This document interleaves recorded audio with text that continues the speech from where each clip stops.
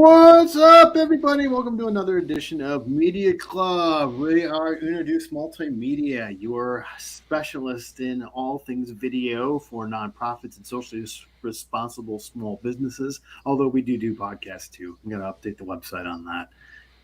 Stay tuned. But anyway, I'm Paul Schmidt. I'm the owner and creative video strategist for Introduce Multimedia. And who are these two lovely people that are on the screen with me? I'm James. I'm the creative live stream alchemist. I had to remember my title. It's been a while. But yeah, I do live streams and videos, and this week I'll be talking about a video that's a spoiler alert. But yeah, who's that guy down there? Hi, my name is Nick. I'm the creative video architect at Introduce. So I work with clients to create videos for their companies, for their nonprofits, and just help tell their stories. Nice. And so, like I said, thank you for joining us. We do this every week at noon. So if you do happen to miss one of these, you can always catch it on the replay. It'll be on our YouTube channel, on our Facebook page, but we also put it to the blog on Mondays. So if you're subscribed to the blog, plus there's an email newsletter that you can get, there's always 3 billion ways to be able to keep up with what's going on here. So yeah, we got an exciting show for you today. But first, let's start the way we typically start. And what are we working on? What are we going to be talking about? What we're working on. So I'm going to start with Nick. Nick, what project do you want to talk about that you're working on right now? Yeah, so yesterday we shot some videos for Dr. Susan Maples, she's been a client for us for a few years. She's actually Paul's dentist. So I think that's kind of how you guys met, right, Paul? Small world. Actually, no. Dr. Susan was referred to us, and she had. This is a good story. She was she had hesitancy in using another video company because she got burned pretty badly by the previous company that she used, and so she had a lot of questions up front. She's very particular, knows what she wants, and knows how to go about it. And so that was, I think that was around 2015 that we started working with her in her dental practice that's based in Holt. But yeah, so it was a really cool referral to us, and then I became her patient. Gotcha. A few years later, because I'm stubborn. Yeah. That's just bottom line. I was too stubborn to go to the dentist, but now I'm a regular.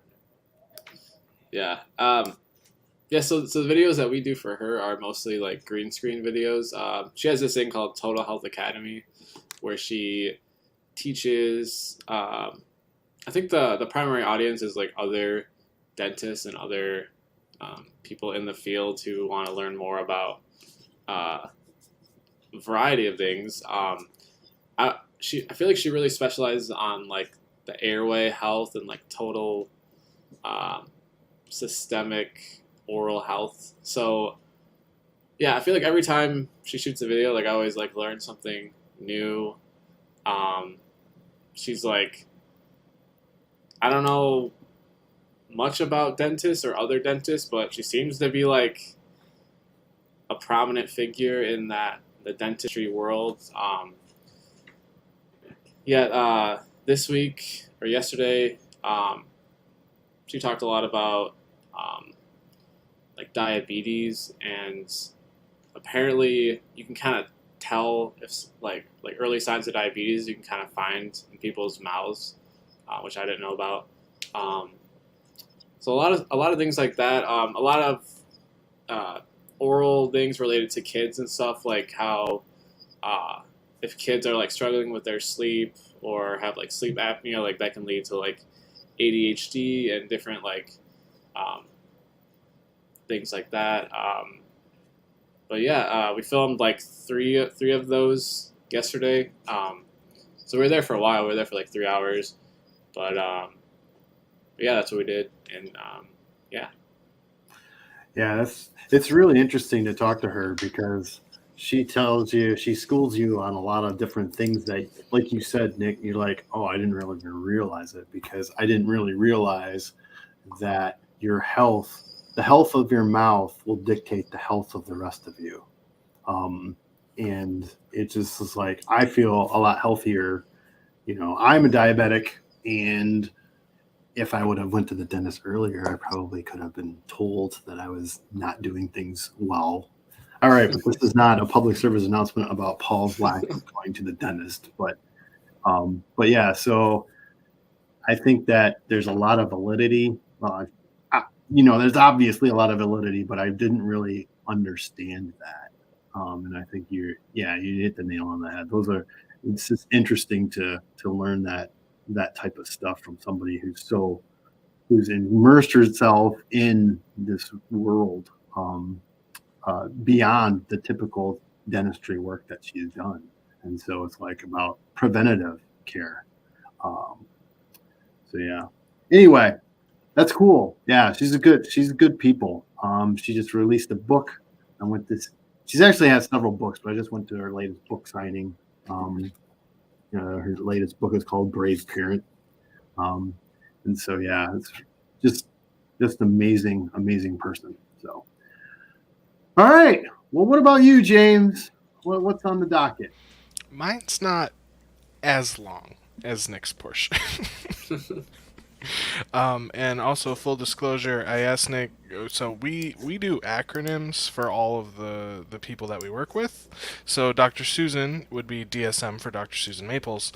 This one, I even asked Nick if he remembered the full name of the client, because we just refer to them as MMDHD.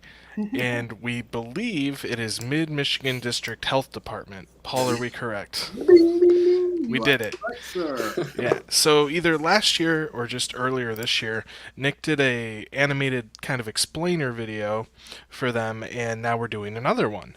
This one is for their orientation.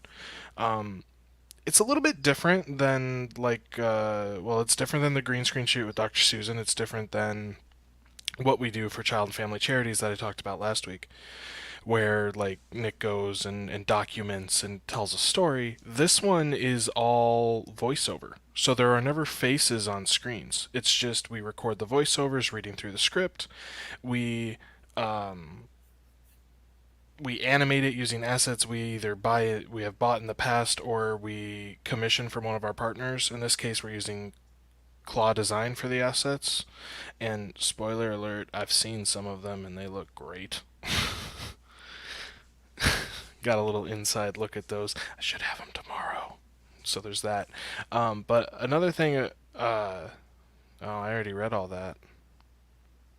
Anyway, it's completely different because we're going through the voiceover and the script, and then we have these assets. So we have to figure out how we want to explain what is being said through images instead of just showing an interview, or getting the emotion from someone's face as they're speaking, or showing B-roll.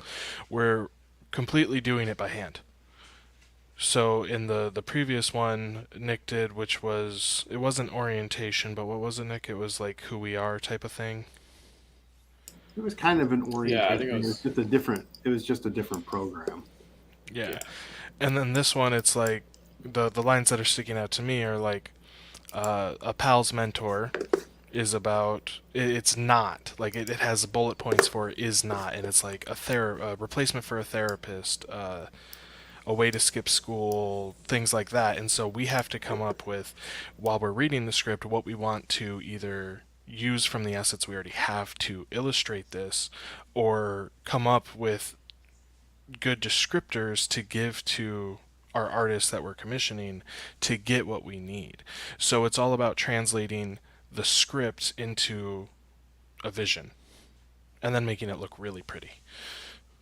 And I'll be working on that for the next couple of weeks. So Nice. That's exciting. And what's really cool about this client, Mid Michigan District Health Department, is that they cover a wide area of Mid Michigan, and they have another video that I'm going to have a conversation about within the next week or so. So there's another one coming. But this one, I'm not sure if it's going to be animated per se. And the reason why they chose the animated portions or the animated style for the. Did you guys hear that? That was not. Yes, sir. Yeah. What? I turned that off. But anyway, That's how you know it's really live, everyone. Really so live. yeah, but the reasoning behind doing the animated style that we did for these videos was for longevity. They didn't want things to be dated. They wanted these because they wanted to invest into these items, these 2 videos or 3 videos, so that they didn't have to reinvent the wheel each time, um, because it just made sense. Because the information technically isn't going to change, but the people in it are going to be changed. So if you've seen all the student videos or the stuff that you've gone through as a student through schools and be like, oh my gosh, look at that outfit, look at that hair. So anyway, so that's why that choice is. But now it's time for the things that have our attention outside our walls. So cue it, James.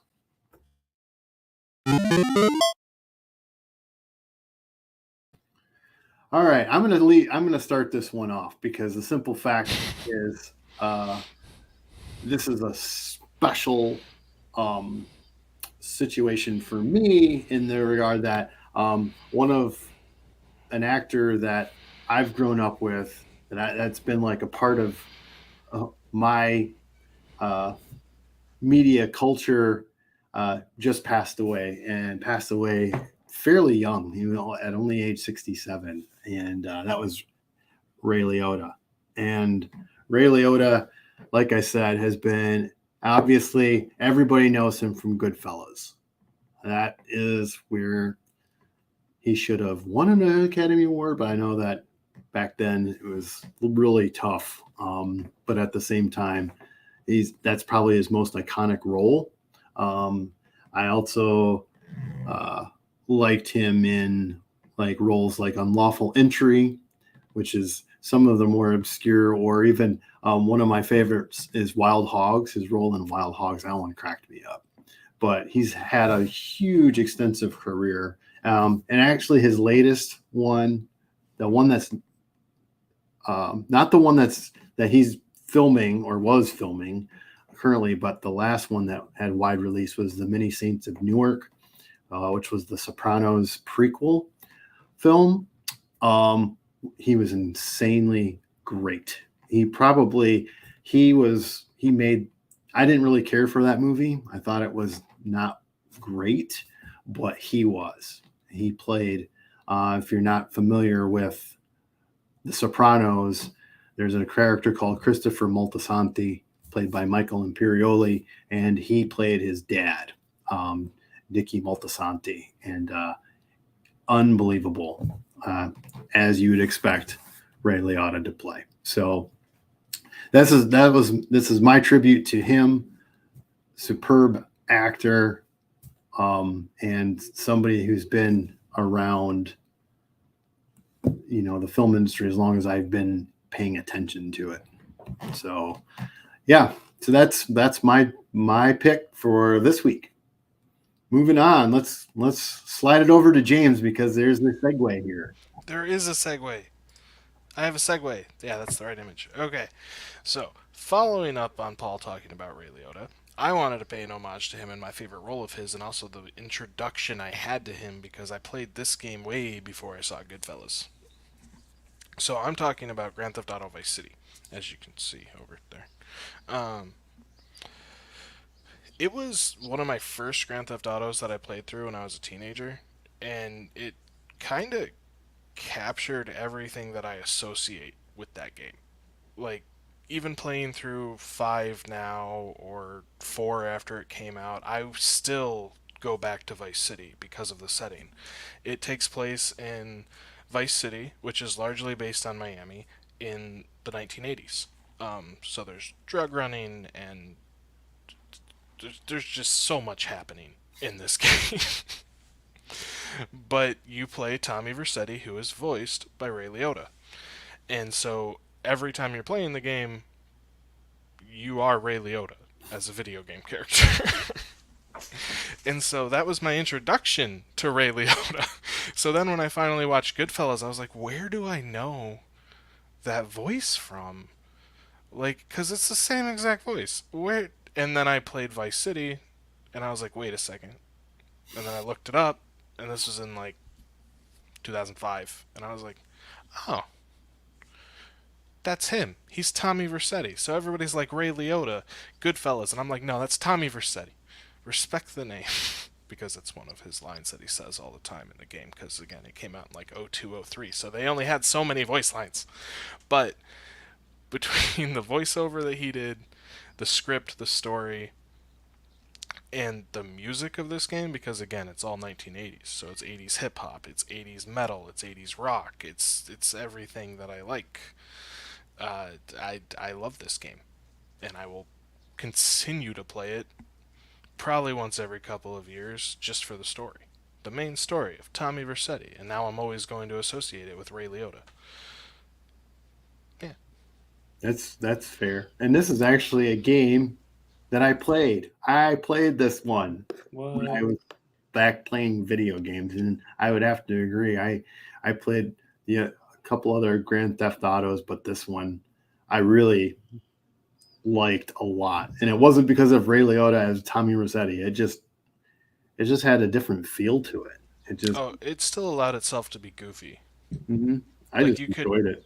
drop kick somebody off of a motorcycle. Hmm. Whereas 4, which was like the next main one after this, was more serious and more Oh, like San grounded. Andreas was after this one. San Andreas, that's true. San Andreas is good. That Yeah, was San silly. Andreas I liked as well. Yeah, Not as yeah, much as Vice City. yeah. Love the music in San Andreas though. It's good stuff. Cool. All right, Nick. Ray Liotta? Ray Liotta adjacent? Ray No, Liotta-esque? No? Okay, what we got? I would talk about Observe and Report, which is a really good Ray Liotta movie. You should watch that. But no, yeah. So I'm talking about Under the Whispering Door. It's a book by T.J. Klune. He's an author who I'd read his previous book, House on the Cerulean Sea. I thought that was pretty good. Yeah, that book was, I would say, like X-Men meets like Lemony Snicket or like Tim Burton, I guess. This one has like a similar tone where it's a little like heightened reality, like quirky a little bit. And just by looking at the cover, you can kind of see like how the tone is going to be. But yeah, this book is about a guy named Wallace Price, who is a lawyer. He's like pretty much not a good dude. He's just like an asshole kind of guy. So then he has a heart attack and dies pretty early on in the book, and then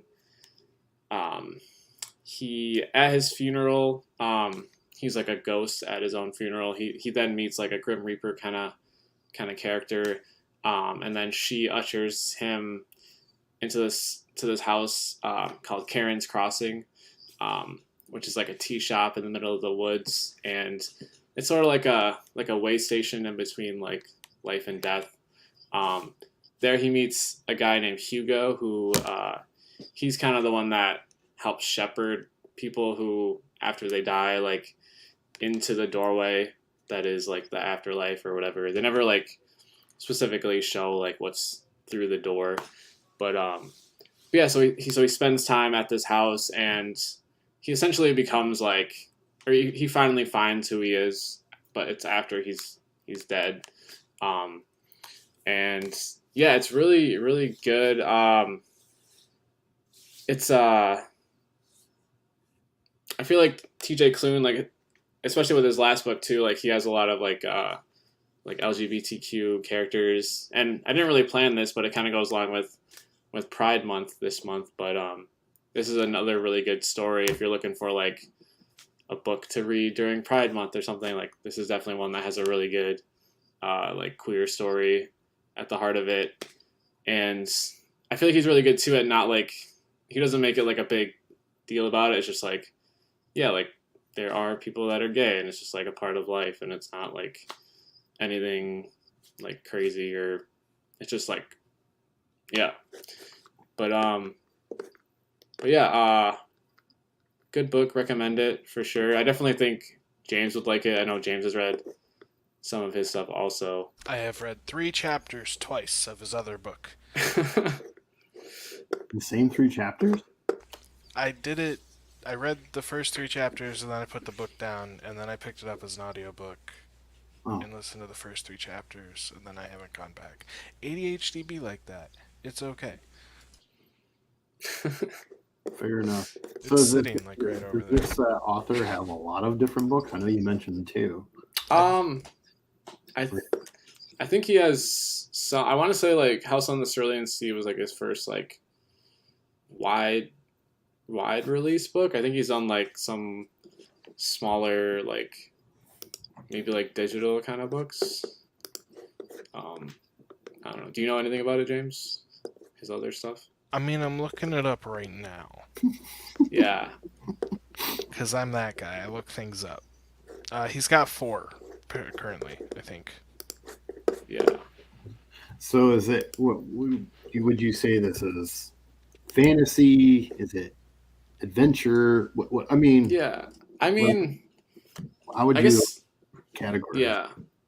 I guess like, I mean, it's all like, it's like reality, but there's like ghosts and stuff. And like, so I guess like Beetlejuice kind of style. I don't know if that would be considered like fantasy, maybe. I don't know. There's But fantasy elements to Beetlejuice. yeah. Because it's a whole nother world. It's Yeah. like the dead world. Yeah. I need to make a correction. He has 33 books. Holy crap! That's a huge correction. House in the Cerulean Sea was his first huge one. But he's got a couple series in the works that honestly I may start reading. Yeah, I want to say good. I feel like he's probably done a lot of like, like digital like self-publishing and stuff. Cool. Yeah, there's a lot. But yeah, it's kind of like American Gods kind of vibe too, where it's like real people, but there's like this kind of like hidden worlds that people don't see kind of vibe. I like that style. I like that portal to another world. Yeah, it's like there's like 2 worlds, but one has an absolute direct effect that people don't notice on the other. Yeah, it's like I think that's kind of fun. It's almost like the Matrix. Mm-hmm. But anyway, oh, cool. That's pretty interesting. Good stuff. He has a 5-book series about just that. About the Matrix? No, about like so it used to be. It's got 2 names now. The newer term is isekai, but the other one is portal to another world. So he has a series about a kid who somehow gets magic and turns a group of teenage douchebags into stone by accident, is what it says in the blurb on Amazon. That's a good blurb. That's a good blurb. That's like, oh, that's interesting. What happened next? It's like a Stranger Things vibe. Yeah, I may be looking these books up. Cool. Well, we do have let's go to the next thing. Next thing, James. We do have... You said next thing, James, and kept talking. I know, I always do. You never know. I never know. Anyway, so yes, I was posed a question this just a couple days ago by a Miss Kari Gray from Kari Gray I don't think that's her. Yeah, it is Kari Gray. From Seattle. And the question, here's the question. It's paraphrased a little bit. What kind of equipment do you need to start a YouTube channel? It's a question that I get a lot. However, the question in essence, in the whole, is like focusing on the equipment to start, I think, is the wrong philosophy. Because if you don't know what your content is going to be and how you want to present it, investing in all the equipment up front is really going to have you spinning your wheels. What you really have to do when it comes to YouTube is deciding, first of all, is that where you want people to go? Is that the channel where you want people to go? Also, developing what you want to say, which means you should probably have a library of different videos of things that you want to talk about that's within the category that you're trying to develop. And also coming up with a consistent schedule so that you can generate videos and then be able to use those as your library to reference, but also build your audience. Because when it comes to YouTube and trying to build a YouTube channel, if that's where you want to start in building a YouTube channel, it takes a lot of work, and it takes, consistency and knowing what you want to talk about. So where you start there is your phone, because your phone has video capabilities. Your phone has audio capabilities. Starting there is probably your best bet, because that way your audience grows with you as you iterate and you get better, you get more comfortable in talking about the subject matter you want to talk about. You get better at editing that subject matter on your phone, or if you do have a chance to plug it in, to use free software or whatever comes, whatever you can download, because there's plenty of free tools to use to build your persona before you really dive deep into the equipment end, because that can get expensive. And if it doesn't work out and you get burnt out because you didn't know where you want to take it, you're going to be upset. You're going to have the buyer's remorse. You're going to have, a stack of equipment that could cost anywhere between $500 to thousands of dollars that you're like, well, this didn't work out. So you really have to look at why you want to do this. What are you trying to say? When are you going to have people tune in? Who are you trying to talk to? All of these things have to be thought of, because also you have to also decide, is YouTube where you want your home base? Because YouTube wants you to stay on their channel. So if you want to use YouTube, anyway, that's a whole different subject matter, but that's my advice with that type of question, because it's one of those questions that doesn't have an easy answer, but it boils down to, how willing are you to dive deep into this to get to the point where you think you need to purchase the equipment first. If you don't have an idea, it's going to cost you a lot of money. So your guys' thoughts? Yeah, no, I agree with that. I mean, when people ask me, like, what kind of equipment for a YouTube channel, like, I've had that question too. I'm sure Nick's had that as well. It just comes with our territory. My first thing is, what's your content? And my second question is, what's your budget? Exactly. Because, like, once I find out the budget, just like you said, like, you can shoot it on your phone. Yep. You can pick up a little microphone for like $20 off Amazon so that it sounds better, but it's going to look clear if you have a phone made in the past 2 years. I mean, seriously, you already have a phone. Just think about the accessory. If you need headphones to make sure, like you said, the audio sounds a little bit better. I mean, there's times I shoot a video using my phone with my AirPods in. It's not the best audio, but it's clear enough that people understand what I'm saying. And that's not professional video, but at the same time, it's a start, and that's all people really at that point. So, yeah. yeah, I would just start doing stuff, and like, because obviously your first video or whatever you start with, like, it's not gonna be good probably. Like, so just keep doing it and like keep getting better. And um, I guess the biggest thing to maybe like look into would be like editing software. So maybe like instead of like buying a camera, like look into like how can I edit this video that I shoot on my phone easily on my computer. So maybe start there. Yeah.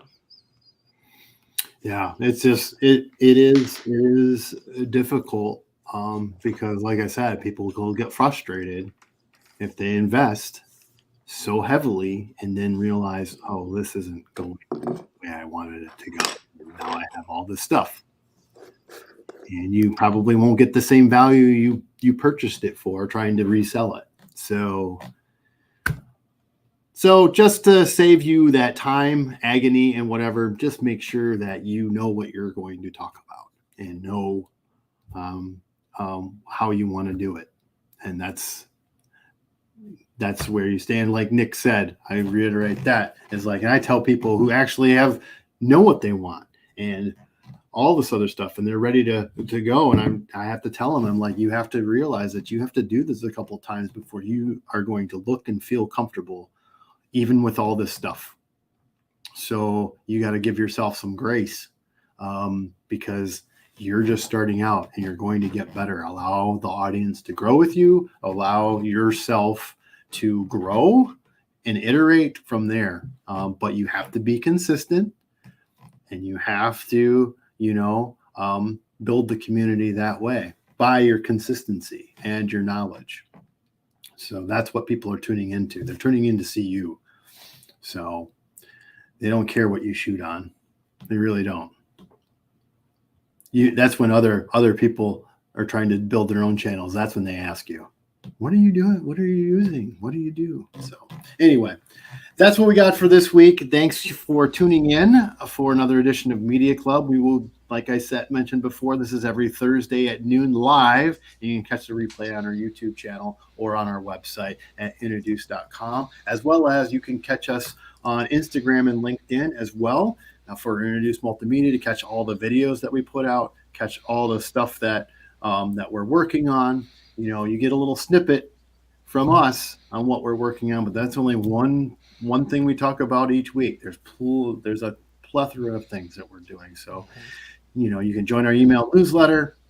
Just go to our home base. Our home base is introduce.com. Thanks again for tuning in, and we will see you next week. Thanks, everyone. Bye.